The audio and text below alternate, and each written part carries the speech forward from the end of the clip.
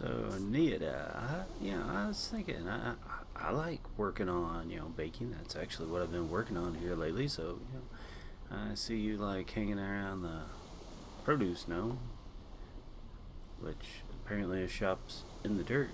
Hey, why don't you come hang out with me after this? No, no, no. Oh, it's a legit YouTube video. No, no, no, not that kind of video. Not. Oh, hey, everybody.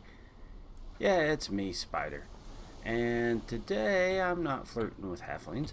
I am showing you ways to work on your trade skills with a couple different tips and tricks.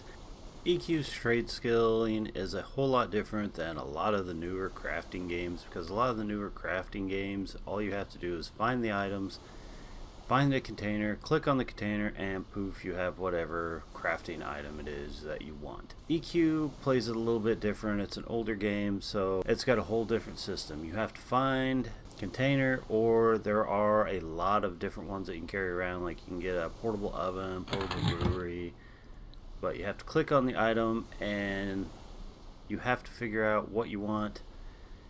If you know what you want, you can actually type it in. Like, let's say we wanted to make some berry juice. That'll show you how to make berry juice if you have the stuff. If you don't, too bad. And all you have to do is click combine, as long as you have the stuff, and poof, you've got the item. If you want to experiment, now if you know what you want to make, even if it's way out of your league, which you will have to do for a lot of recipes, hit experiment and it'll bring up the container. Then all you have to do is move whatever it is that you want to make. Oh, I know one that we can make. Take any items, even if you can't find it on the list, hit combine, poof, you've made it. There's 7 main trade skills in EQ. You've got blacksmithing, that you can make weapons, chain armor, plate armor. There's tailoring, where you can make bags, you can make leather armor, you can make cloth armor. Brewing, that you can make simple stuff like this, and you can make it all the way up to something like this. You can also make a lot of alcohol. And there's baking. Whenever you bake, you can use all that crap that you forged up over the years. Now with baking, you can actually make different things to eat. There's a lot of quests that use it. You can make stuff like primordial noodles and indigenous primordial meat, which is a pain in the butt to say, and it's taken me 3 times to say it, so I'm going with that one. You can make that. You can make different foods that you can just eat along the way. You can make fun foods that you can give to your friends. Do what you want with it. There's also pottery, which has its limited uses. You can make charms with it later, but it's definitely a more advanced type thing. There's also jewel craft, where you can make, jewelries. You can actually make ogs, which you can make ogs such as the pearl cut ruble. You can make that, make stuff like that, and that's even without an enchanter. If you have an enchanter fairly handy that can enchant your metals and your different things, your clay, you can actually make really cool items that would be really useful on a time lock progression server. Then you also have fletching, that you can make a ton of different arrows. You can make bows. You can make throwing weapons to a limited extent. Now, the big thing to know about those 7 trade skills is they are kind of locked off. You can get one skill up to 300, and you can get the rest to 200 until you get the AAs later. And I'll go over that here in a little bit, but that's the main thing you need to know about those. There are 4 kind of oddball ones that don't fall into that. That's poison making, which only the rogues can make. There's alchemy, that only shamans can use. And they make all kinds of potions that can basically boost your stats, heal you, port you, do all kinds of neat stuff. Oh, and of course, the most important one, damage shields. And for the other 2, you've got spell making, so you can actually make up Rank 2 spells, I don't think you can make 3, but you might be able to. And then finally, we have Tinkering, which only gnomes can make. And if you're a gnome, imagine being able to make all kinds of weird stuff. You can make goo guns, I think it is. You can make flying propellers. You can make lanterns. You can make all kinds of weird stuff with it. Now, Chanters will have a distinct advantage in the trade skilling department because they can enchant metals, they can enchant clay, and especially for poison, or not poison making, especially for pottery, it comes in really handy because later pottery combines you need magic clay, and enchanting metals will let you do jewel craft and make some fairly decent items. So, where do you start? You can actually train your trade skills up to either 20 or 25 at your trainer. Then you can come here, which is why I have been fiddling around in this area. This is the Abbey Sea. It's actually the Asmal Sea, but I just call it Abbey Sea. You can get here from going to a Magus in any zone, tell me you want to go to Ned's Landing, and then tell me you want to go to the Abbey Sea, and bippity boppity bacon, you're here. I'm not going to go find all of them, but there are trade skill coaches, I guess you might say, that will let you do a quest that will get you to 54, I believe it is. And once you hit 54, you're pretty much golden.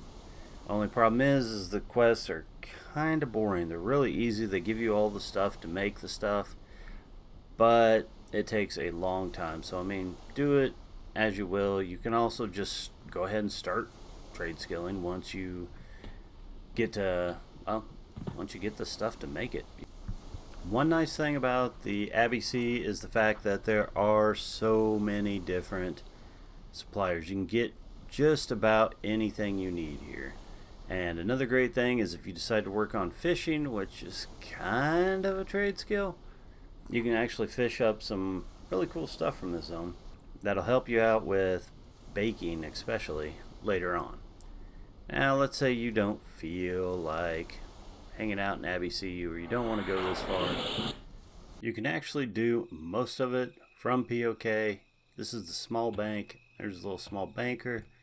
You got your jewel crafting right there. Tailoring right there. Nice handy loam right there. Jewel crafting right over there. This guy's just ugly. You got your fishing right there, and there's ponds nearby in POK if you want to work on it. Fletching merchant, a Fletcher's table. It's one of those. Alchemy, which I think that's that one. I think, yeah, you can make poison. He's hiding around here. Oh no. Yeah, there's a poison dude. If you want to work on your research, mine's pretty weak, so I'm not going to open that again.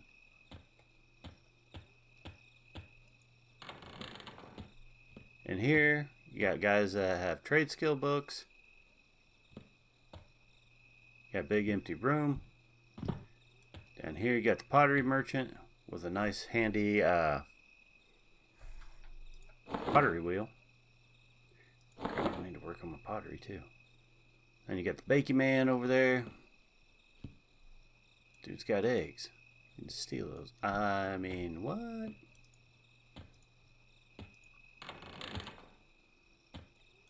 And then you've got smithing, research. You got a buttload of research people that you can go through if you want to. I haven't worked on research, so I'm not going to mess with it. And then you've got most of your, I think that's the, dude, come on man, I'm making a video here. Got your forge. Got your oven. And you got your kiln. So you can do pretty much all your trade skilling work right here. And it is worth noting that you can get most trade skills up to around 100, some more, some like slightly less. I think pottery you can only get to 199. without having to farm or whatever. Alright, so now you've decided that you want to do it. What are you going to need? Technically, you just need the stuff. But if you want to try doing it even better, try getting your hands on a couple of the extraplanial trade sets. These things are awesome. They hold 32 Tradeskill only items, and you can have as many of them as you want. As you can see by my bank, I've kind of went a little overboard on it. But the great thing about it is if you have a setup similar to mine, what's going to happen is every time you find a item that's Tradeskill only, it'll pop in here, have it towards the top of your, actually have it in your first slot and then maybe your second, third. And the great thing is all the Tradeskill items will be separated, and then that way you know what you've got is Tradeskill only. So if you're wanting to work on all your trade skills, save them. So when should you start on your trade skills? That's kind of up to you. It's kind of a mixed bag. If you start really early, what's going to happen is you're going to be able to use a lot of the stuff that you make. The only problem is that your stats are going to be a lot lower, and that can hurt you in the long run as far as how fast you're going to be moving on up. Start at level 1, the max that you can get, because it goes off of either wisdom or intelligence. I've heard that blacksmithing can go off of strength and fletching can go off of dexterity, but I've always just kind of went with the intelligent or wisdom, whichever one's higher. At level 1 through 51, I think, the max is 255. As you can see, my skills are, well, my stats are a little bit higher than that. So my skills will go up a whole lot faster than if I had started at level 1. Now the other thing to think about as far as leveling up goes is once you hit 51, you can start putting points into your Tradeskill AAs. And these come in super handy, especially salvage, because salvage, if you have it maxed out, you get a 40% chance to recover an item if you fail a combine. Once you get to higher levels and you start with pretty expensive items, and each combine's costing you around 1,000 plat per combine, this comes in handy because if you fail, you get it back, which you have a chance at getting the rare drop or whatever you want to call it. You have a chance at getting that back, which comes in really nice because if nothing else, that means you get another shot at making the thing. And there's also new Tannen crafting mastery. This is if you want to get more than one trade skill over 200. If you only want to get one above 200, by all means, don't even worry about this one. But if you want to try getting all of them over 200 and head all the way up to 3, you're going to need this, like it or not. Now, the different mastery ones, and there's one for everything, they will decrease your chances at failing, which comes in really handy once you're at 300 and you don't want to fail anything. The advantage to failing is that if you have salvage, then if you fail, there's a chance you might get another shot at a point up, skill up, whatever you want to call it. Now, each of them, what's going to happen is if you train it up, it'll go from 10% to 25% to 50%. Now, the great thing is now I'm going to have less chance to fail, and then it jumps up to 20 points per, but it'll also let you move your cap up by 5, which means I could have 305 in tailoring if I get the next point, which I don't have enough AAs for. But if I did, I can move it up to 305. Past 300, though, it gets kind of funky because instead of just making the same thing over and over and over again, it goes by how many new recipes that you learn that have a trivial over 300. Now, you might be wondering, why in the world would anybody want to work on any trade skill that they're not going to use? Well, a lot of the trade skills, especially baking, will require a little bit of skill in different ones, whether it's brewing, smithing. So it's not a bad idea to work on all of them. You don't need to, but it'll come in advantage later on. Now, once you've got an idea of what trade skills that you're wanting to do, what you're going to want to do is take the POK book from Freeport to Freeport, come on down, say hey to the hot, decaying skeleton and the orc pawns. These guys, I kind of feel bad for them. I mean, all these, they used to get so much action. But, see this? Not a single player here. I miss the days of actually having newbies around. Anyway, so you come to Freeport. You completely run past them. And you're going to want to talk to this beautiful young lady right here. And once you hail her, she'll give you this quest for any of the different trade skills. Still need to work on my research. But she'll give them to you once you've hit level 50 in your skill. So make sure you've either done the pre-quest to where you get to 50, or you've just fiddled around and made it to 50. And just get the quest. You don't necessarily have to do the quest right off, but get it in your quest journal and have it ready to go. Now, if you've forgot about this and you've leveled up to say 100 skill, or I think 150, 200, I think 200 is the last one, but you'll get a different quest. Each level is harder and harder. Granted, you will get a better trophy, but the trophies are so easy to level up. Get it at 50, and trust me, you'll be a whole lot happier. Once you start working on the quest, this is the lady that you're going to turn stuff into. How you doing, girl? You got a nose ring? Yeah. Oh, and a lip ring? No, just graphic bug. I'll delete it. Don't worry, baby. I still love you. Now, I forgot to mention it in the AA section, but having forage is extremely useful because there are some items that you can only forage up. So if you're one of the classes that gets forage, or one of the races, I think only wood elves get forage, maybe Ixcar, I'm not 100% sure. But if you don't have it, definitely recommend getting it as an AA, because there are some where you're going to need it, and buying them in the bazaar sometimes is a little sketchy. Alright, you've got your quest. Your quests are going to ask you to make combines in each of the different trade skills that you wanted. So let's say baking is one of them. They're going to want to have you make lion meat sandwiches. They're going to have you make crab souffle, different things like that. So I would get the quest, come to POK, get your skill up to 100, maybe 150. Once it's up to about 100, then you can start to work on the quest. The reason you don't want to work on the quest right away is because since each one requires, like each of the quests will require a dropped item. The tailoring one, you have to have a rawhide neck piece, which is only dropped. And the jewel craft, you have to have a black pearl, I believe. So each one of them, there's something that you're going to need to buy.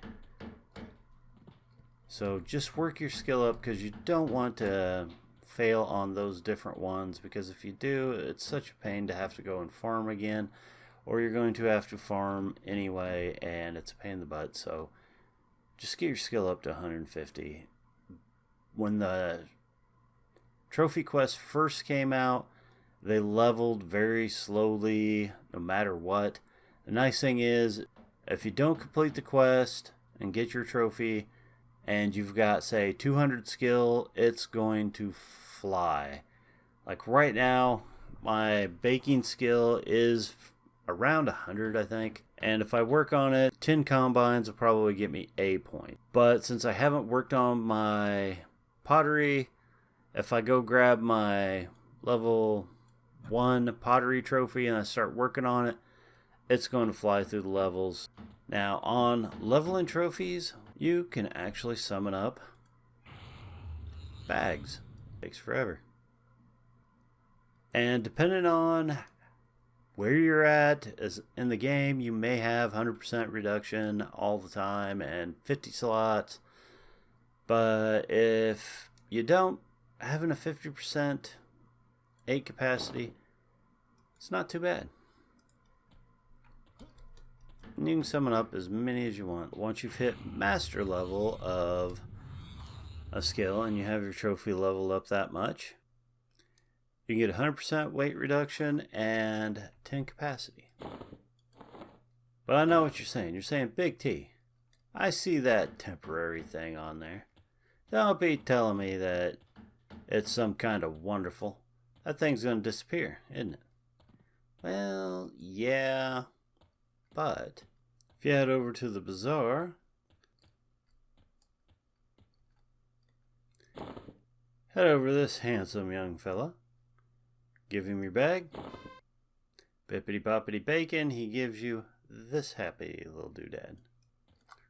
Then all you have to do is head over to the container of your doodad, hit combine, and now I've got a Master Tailor carry-all. 100% weight reduction, 10 capacity, and if you actually level the trophy up to the next level, the final level, you can get this, and of course it varies per trade skill, but it will give you a 12 slot container that you can use. And you can do this for all the different trade skills. So even if you can't, use them on your person at all times, hey man, don't worry about it. Just head on over to the bank, drop them off. And if you're really hurting on bags, you can actually summon up as many of them as you want. Alright, so you've got all the trade skills that you want to work on. You've got all the trophies. Now, where do you go? Well, you have 3 choices as far as working your skills up. You can either go out and farm, which is obviously going to be the cheapest, but also the most time consuming. You can get your skill ups from the vendor if you can find a vendor that's selling the stuff that you want. And like I said, for a lot of the trade skills, you can get it up to around 200 just off vendor bought items. You can also go to the bazaar. Only problem with the bazaar is you're probably looking at some pretty expensive stuff for the higher level items. Is there any little workarounds? Is there anything I can do? You can do what's called vendor mining. So not 100%, but what you can do, go to a vendor, click on quantity, start going down through here, and if you're a trade skiller, you're going to probably know different things that you need. And you can just hit up every vendor, like a black pearl. You need that for the jewel craft. I've already done it, so I don't worry about it. Hero parts. I need that. And if you go through a lot of different merchants, you're probably going to have pretty good luck eventually. You might go through them, especially if the servers have been up for a while. You're going to find a lot of stuff that you're probably going to be able to use. If the servers just came up, you're probably not going to find a lot of stuff. Now, the reason I said hit the quantity button is because anything with a quantity is something that a player has sold to the merchant. Anything with a dash means that they have infinite, so they sell it normally. You're looking for the stuff that players sell. If you've worked your way up through the vendor purchasable trade skill ups, then you're going to need stuff that players have either sold or have, just tried to get rid of. As far as which ones are the best, good old Ward Taylor here. He's pretty good because he seems to be the guy that a lot of people will go to if something they've tried to sell in the bazaar just isn't selling. Up next, you have good old Pirogue Lipton. Yeah.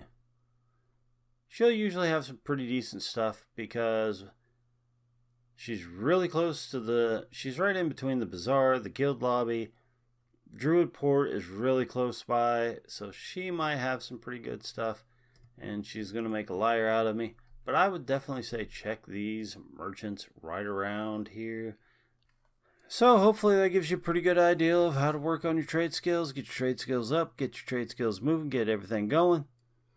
And hopefully you learned a little bit. If you did, leave me a like. If you didn't, go ahead and leave me a like anyway, because, hey, come on, man. I'm making EQ videos. Not many people are doing this stuff anymore. And till next time, it's Big T saying be safe, have fun, and race you to 300.